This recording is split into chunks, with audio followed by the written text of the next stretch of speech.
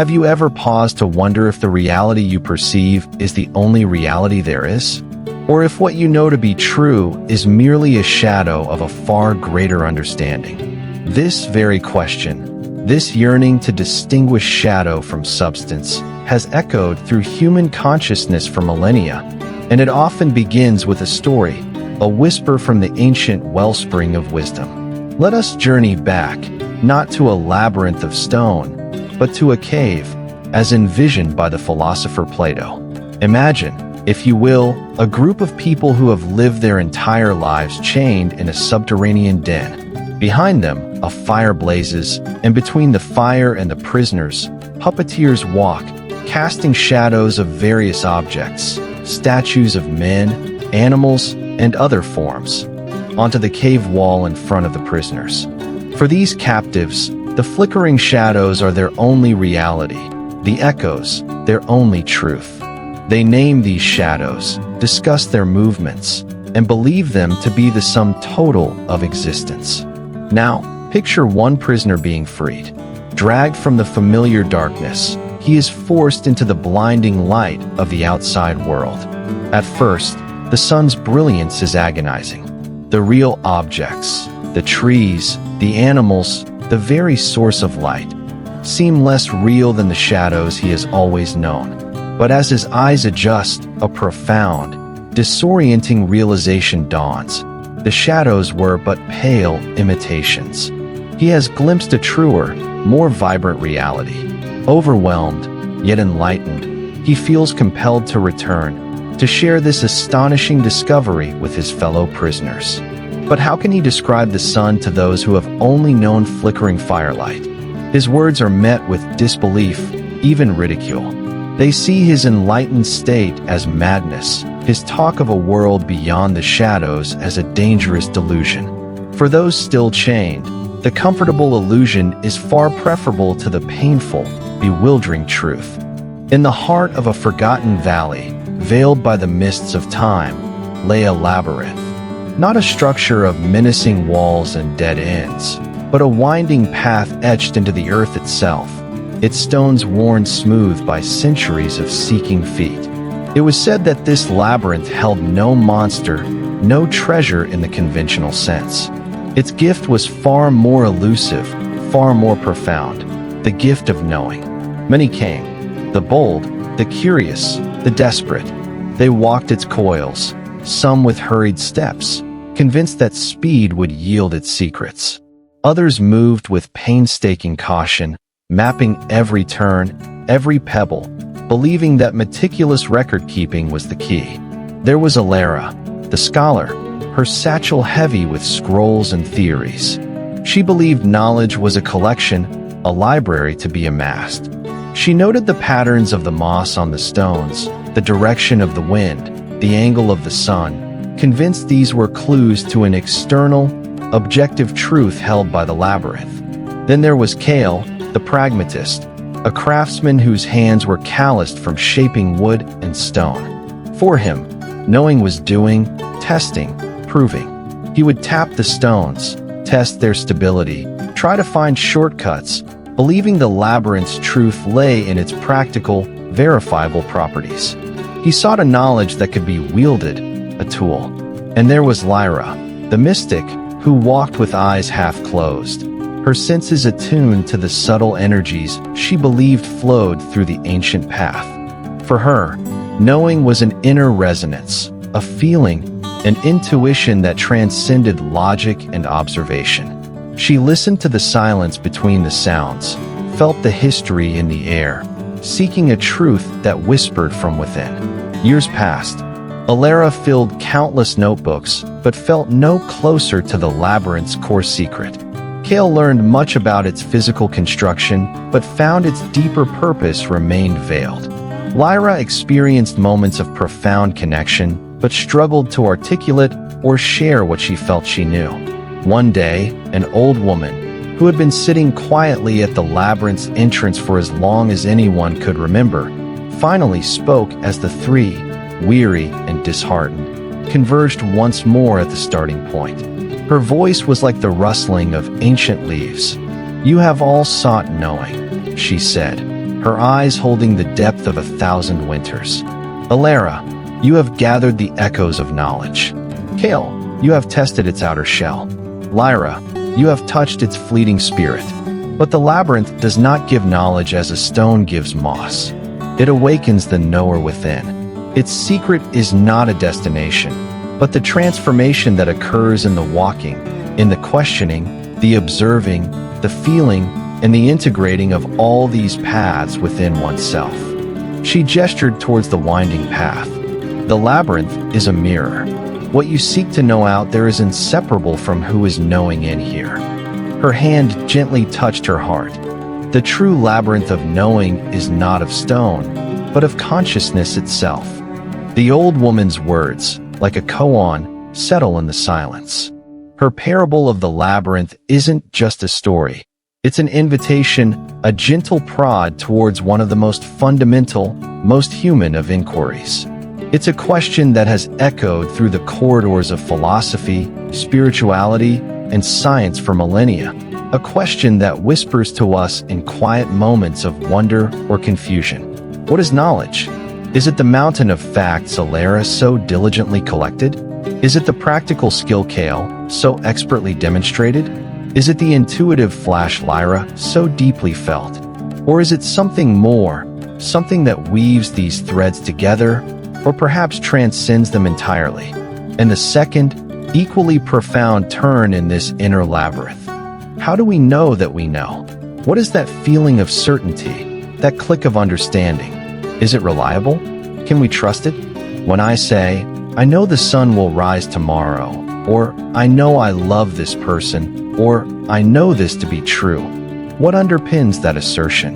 What separates genuine, grounded knowing from mere belief, opinion, or even delusion? This isn't just an academic puzzle.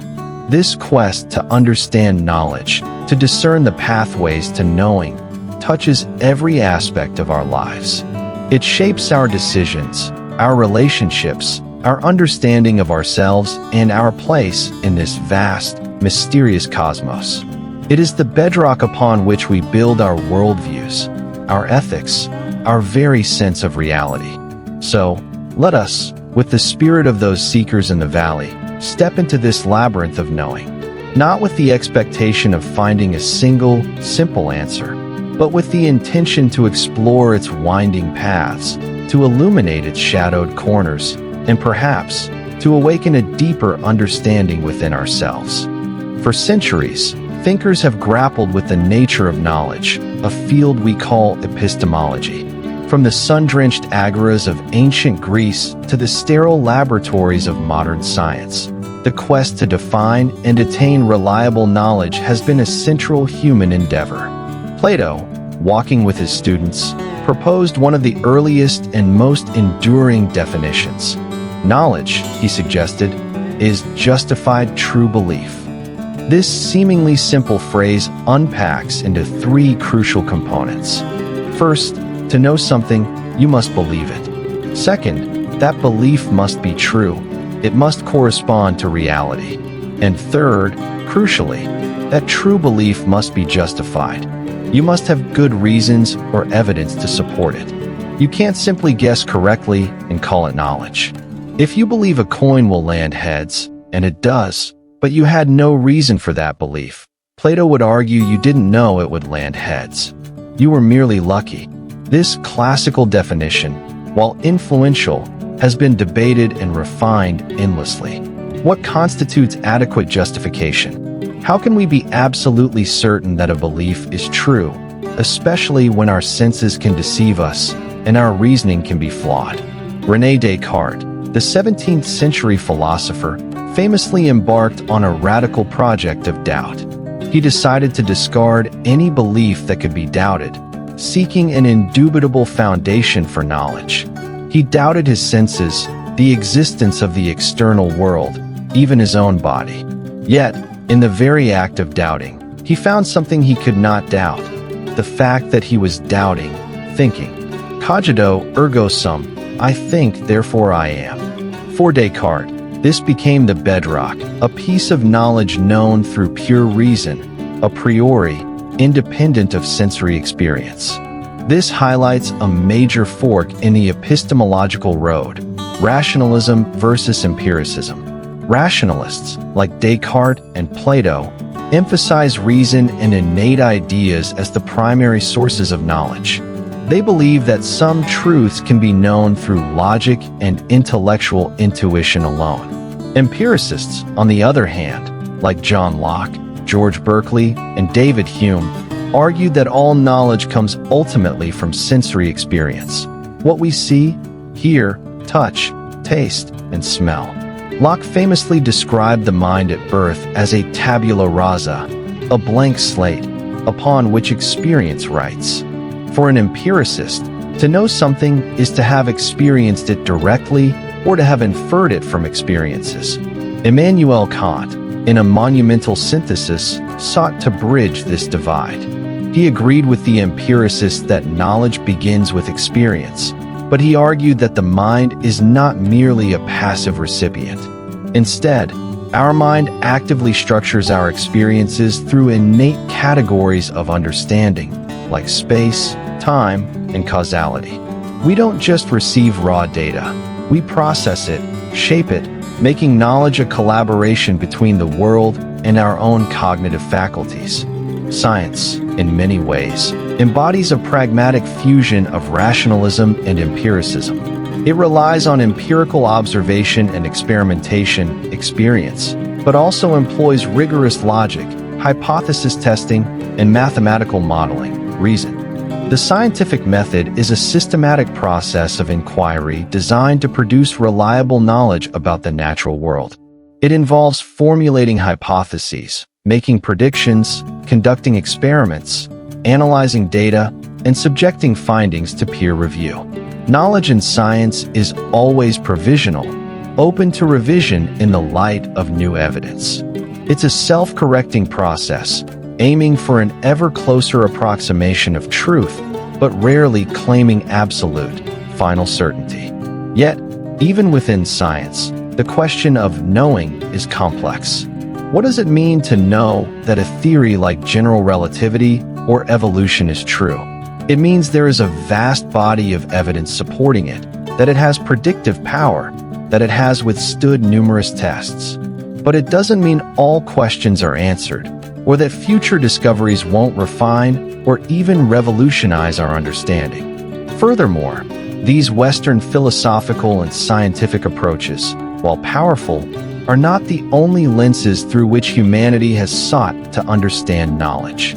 Other traditions offer different perspectives, different pathways into the labyrinth. When we turn the DhammaMirror, the teachings of the Buddha, upon our question, what is knowledge and how do we truly know? We encounter a perspective that is both deeply analytical and profoundly experiential.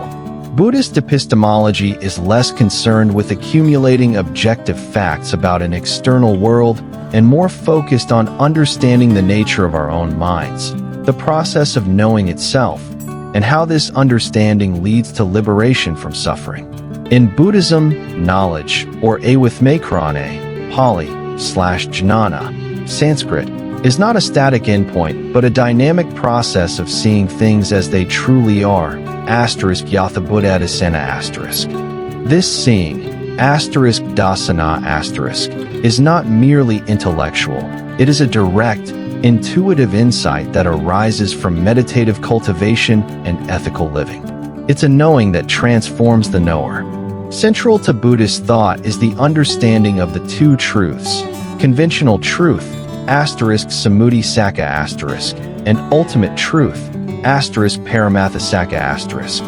Conventional truth refers to our everyday understanding of the world, the reality of tables, chairs, people, and concepts. This is the realm where language, logic, and societal agreements operate. It's the truth of Alara's observations and Kale's practical tests. This level of knowledge is acknowledged as useful and necessary for navigating daily life. However, from the perspective of ultimate truth, these conventional realities are seen as impermanent, and nika*, unsatisfactory or incapable of providing lasting happiness, dukkha*. and devoid of a fixed, independent self or essence. Asterisk and ata asterisk. Ultimate knowledge, or wisdom, asterisk prajna asterisk in Sanskrit, panna in Pali, is the direct realization of these three marks of existence, particularly the profound insight into emptiness, asterisk sunyata asterisk slash sanata, the lack of inherent existence in all phenomena. This is not a nihilistic void, but a recognition of radical interconnectedness and interdependence, what is known as dependent origination, asterisk pikasamupta asterisk slash pradatai samutpada. Everything arises in dependence upon conditions. Nothing exists in isolation from its own side. So, how does one cultivate this transformative knowledge? The Buddha outlined a path, often summarized as the Noble Eightfold Path, which integrates ethical conduct, asterisk sila asterisk, mental discipline or meditation, asterisk samadhi asterisk, and wisdom, asterisk panna asterisk. It's not enough to simply believe in these truths. They must be investigated and realized personally. Faith, asterisk sada asterisk, in Buddhism is not blind belief, but rather a provisional confidence that inspires one to walk the path and verify the teachings through direct experience. It's a trust that there is a path and a destination, but the journey itself is one of active inquiry and personal validation. Consider the Kalama Sutta, a famous discourse where the Buddha advises the Kalamas, who were confused by many conflicting teachings, not to accept something as true merely based on tradition, hearsay, scripture, logical reasoning, philosophical inference, superficial assessment, or because it fits with one's preconceived views, or because of the authority of the teacher. Instead, he urged them, when you yourselves know, these things are unwholesome, these things are blameworthy, these things are censured by the wise, these things, when undertaken and carried out, lead to harm and suffering, then you should abandon them. When you yourselves know, these things are wholesome, these things are blameless, these things are praised by the wise, these things, when undertaken and carried out, lead to welfare and happiness, then you should engage in them. This emphasizes a critical and experiential approach to knowledge. It's an invitation to become our own investigators, to use our lives and our minds as laboratories for discovering what is truly wholesome and leads to genuine well-being. The ultimate knowledge in Buddhism is not about knowing more things, but about knowing more deeply, about understanding the fundamental nature of reality and our own minds in a way that uproots suffering and cultivates compassion and freedom. This knowing is not just conceptual. While study and reflection, asterisk sutameyapanna asterisk and cinemayapanna, are important preliminary stages, the deepest knowledge, the wisdom that liberates, arises from meditative development, asterisk bhavanameyapanna asterisk. Through practices like mindfulness, sati, and insight meditation, vipassana, one cultivates the ability to observe experience directly, without the usual filters of judgment, craving, and aversion. It is in this clear, unbiased seeing that the true nature of phenomena, their impermanence, unsatisfactoriness, and selflessness, can be directly perceived. So, the Buddhist answer to how do we truly know points inwards. It suggests that while external sources of information have their place, the most profound and transformative knowledge arises from the disciplined cultivation of our own awareness, from looking deeply into the mirror of our own consciousness. The labyrinth, as the old woman revealed, is not merely an external puzzle to be solved, but a mirror reflecting our inner landscape. The journey to knowing, then, is not just about acquiring information or mastering theories. It is about cultivating the knower. It's about an inner shift, a transformation in how we perceive, how we process, and how we relate to our experiences and the world around us. If knowledge is more than just justified true belief, if it involves a deeper, more integrated understanding, how do we foster such understanding within ourselves? Both ancient wisdom traditions and modern psychology offer insights. Consider the cultivation of mindfulness. To be mindful is to pay attention, on purpose, in the present moment, non-judgmentally. This practice, central to Buddhist meditation but increasingly recognized in secular contexts for its benefits, is a powerful tool for enhancing our capacity to know. When we are mindful, we are less likely to be swept away by preconceived notions, biases, or emotional reactions. We can observe our thoughts and feelings without immediately identifying with them, creating a space for clearer perception.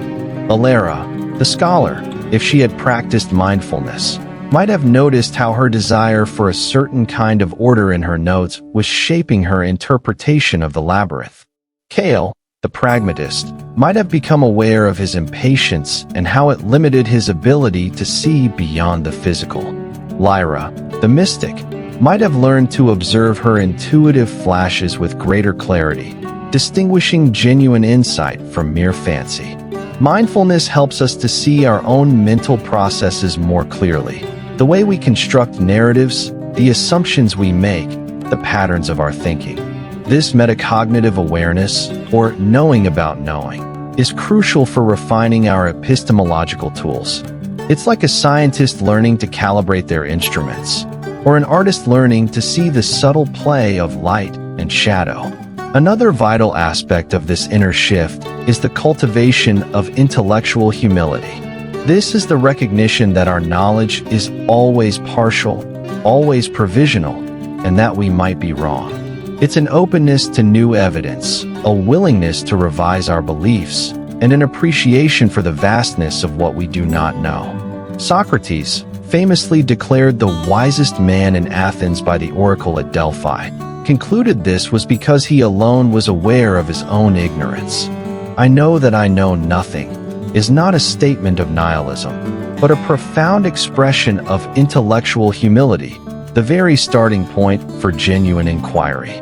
This humility protects us from dogmatism and allows us to learn from others, even those with whom we disagree. It encourages dialogue rather than debate, curiosity rather than defensiveness.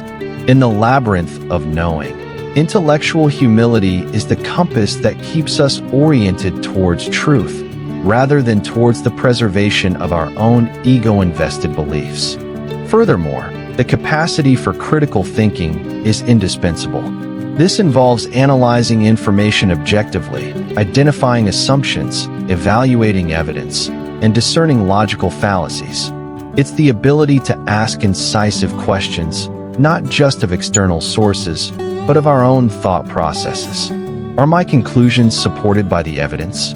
Am I considering alternative explanations? Am I falling prey to confirmation bias, seeking out only information that supports what I already believe? Developing these inner qualities, mindfulness, intellectual humility, critical thinking, is not a passive affair. It requires consistent effort, like an athlete training their body or a musician honing their skill. It might involve practices like meditation, journaling, engaging in thoughtful conversations, seeking out diverse perspectives, and consciously challenging our own biases. Ultimately, the inner shift is about moving from a mode of having knowledge as a possession, a collection of facts, to a mode of being a knower, a curious, open, discerning, and evolving consciousness. It's about understanding that the quality of our knowing is inextricably linked to the quality of our being. The more we cultivate clarity, compassion, and wisdom within ourselves, the more authentically and profoundly we can engage with the labyrinth of knowing. As we stand at this juncture in our exploration, having traversed the paths of ancient parables, philosophical debates, scientific methodologies, and the deep well of Dharma wisdom, the labyrinth does not offer us a simple map with a clearly marked destination labeled knowledge. Instead, it echoes back our own questions, now perhaps tinged with a new depth, a new resonance. The old woman at the labyrinth's entrance said it was a mirror. What, then, have we seen reflected in our journey so far? We've seen that knowledge is not a monolith. It is multifaceted, a spectrum ranging from the practical know-how of daily life to the profound insights that can transform our very being.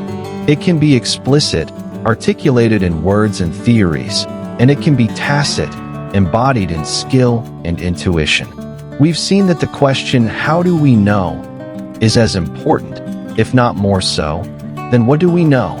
The pathways to knowledge, reason, experience, intuition, faith, direct realization, are varied, and each has its strengths and limitations. Perhaps true wisdom lies not in championing one path over others, but in learning to integrate them, to walk with discernment, using the right tool for the right terrain. We've seen that the knower is not separate from the known. Our perceptions, our biases, our states of mind, our very consciousness shape what we come to understand as knowledge. Therefore, the cultivation of the knower, through mindfulness, humility, and critical inquiry, is paramount. So, the labyrinth doesn't offer a final answer. It offers a continuing journey. The echo it sends back is an invitation to remain curious, to keep questioning, not with the anxiety of uncertainty, but with the joy of discovery. It whispers that perhaps the most profound knowledge is not about having all the answers, but about learning to live more skillfully, more wisely, and more compassionately with the questions themselves. What if the true measure of our knowing is not the certainty of our conclusions, but the quality of our attention, the openness of our hearts, and the courage to continue walking the path, even when it winds through mist and shadow? What if the labyrinth of knowing is, in essence, the path of life itself, and every experience, every encounter, every moment of insight or confusion is a stone on that path, teaching us, shaping us, guiding us, if only we learn how to listen, how to see, how to truly be present to its unfolding wisdom. The journey through the labyrinth of knowing is a personal one, yet it is also shared. We walk these paths alongside countless others, past, present, and future, each seeking understanding in our own way. If these reflections on knowledge and the art of knowing have resonated with you, if they have sparked a question or an insight, we invite you to continue the exploration with us here at the Noble Wisdom Path. Subscribe to join our community of seekers as we delve into more of life's profound questions. Like this video if it has offered you a moment of contemplation or clarity. And please, share your own thoughts and experiences in the comments below. How do you define knowledge? What helps you to know that you truly know something? Your insights enrich this collective journey. May your path through your own labyrinth of knowing be filled with wisdom, compassion, and the ever-unfolding joy of discovery.